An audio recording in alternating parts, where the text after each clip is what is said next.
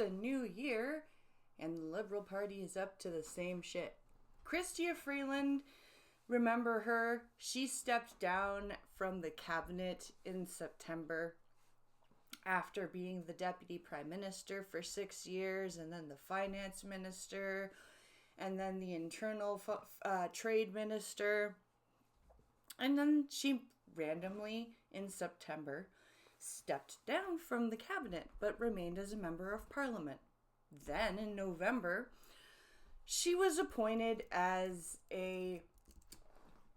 basically an ambassador, a diplomat to Ukraine, and to strengthen the relationship with Ukraine. And now, according to this article, Vladimir Zelensky has appointed Liberal MP Kristia Freeland as an economic development advisor, citing her experience in attracting investment. Because she did so well over here in Canada. You know, our economy is doing so very well over here. Yes, I'm sure she'll help you. And oh, by the way, I wonder how much of the money we sent over to Ukraine is going to be meant to pay her. This job is apparently, we'll hear later on in the article, that this isn't a paid job. I don't believe that for a second. But let's carry on. The new role announced Monday is renewing questions about when the longtime MP will step down, which would trigger a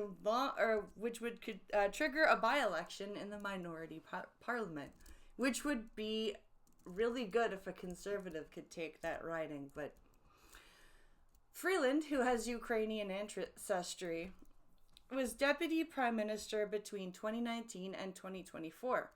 She has long been one of Canada's most vocal opponents of Russia's invasion of Ukraine. Right now, Ukraine needs to strengthen its internal resilience, both for the sake of the Ukrainians' recovery, and if diplomacy results this as swiftly as possible, and to reinforce our defensive. Because of delays by our partners, it takes longer to bring this war to an end, Zelensky wrote on X this Monday. Freeland already serves as Canada's special representative for the reconstruction of Ukraine, which was some appointment that Mark Carney made up for her. There are no special representatives for reconstructing any other countries. So this is just a randomly made up appointment for her after she's like, I don't want to be in cabinet anymore. A month and a half after she said that, he's like, okay, well, you can be the special representative of reconstructing Ukraine. Whatever the hell that does. A source close to Freeland said Zelensky asked her to take on the new role on December 22nd while she was in Ukraine, and she told Prime Minister Mark Carney about the request on Christmas Eve.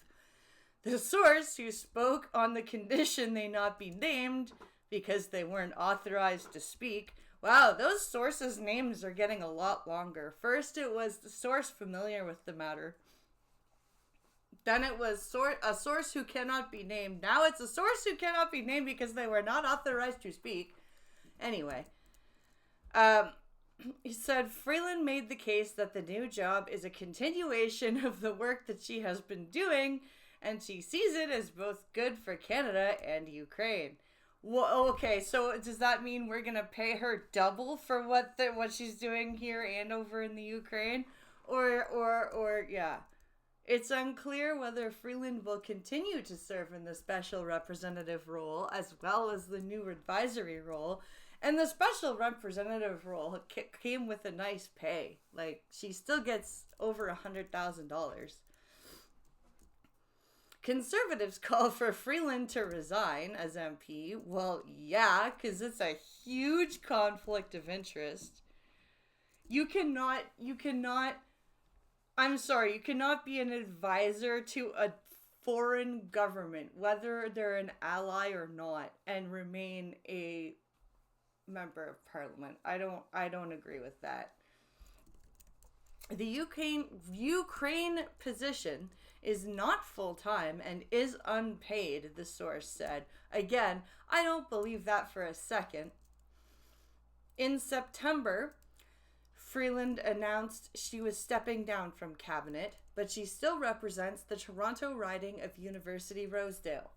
Freeland has not formally announced any plans to resign as member of parliament. Of course she hasn't. In November, she was named the incoming CEO of the Rhodes Trust, an Oxford, England-based educational charity. Freeland's office confirmed she would move to the United Kingdom for the gig, which starts July 1st. Well, she's just got freaking high-paid jobs everywhere. And, you know, if you're supposed to move to the UK to become head of this charity, which, by the way, really bad choice for head of a charity, Kristia Freeland. Say goodbye to all of your money. Allegedly, in my opinion.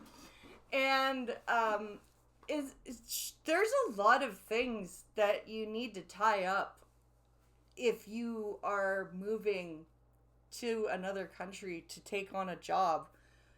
You need to, like, tender your resignation, get a by-election rolling, and it's it's January. Like, you need to chop here, Miss Freeland. You're playing with a little bit of a less time than I think you have. Or she's gonna try to, like, somehow jump back and forth and hope nobody notices. The Conservatives are calling for her swift resignation. Well, yeah, it's less than 6 months, because she starts this job on July 1st at the Rhodes charity, right? So she needs to realistically be out of Canada by June so that she can, I don't know, like, make sure she has a house bought, like, move her family over, like, that. So less than 5 months she has to resign, trigger a by-election. Like, this is nuts. One cannot be a Canadian MP and an advisor to a foreign government. Conservative House critic Michael Chong said, which is absolutely correct. It's there's no there, and I would say this if it were a conservative doing this as well. You can't do that. You can't advise foreign, like, as a job, like, as a freaking, even a part-time job. Like, this is nuts. And let's see here. Late last month, Mark Carney announced a $2.5 billion package of loans and debt suspension for Ukraine. It brought Canada's total commitment to the Ukraine and military, humanitarian, and economic assistance since Russia's 2022 invasion to more than $23.5 billion freaking dollars. Meanwhile, we have tent cities all over the goddamn country and people getting drugs from the government because it's cheaper to give them opiates than to set up a subsidy system with quality private hospitals and allow addicts access to those. No, we can't do that. But we can send freaking $23.5 billion in less than 5 years to another country.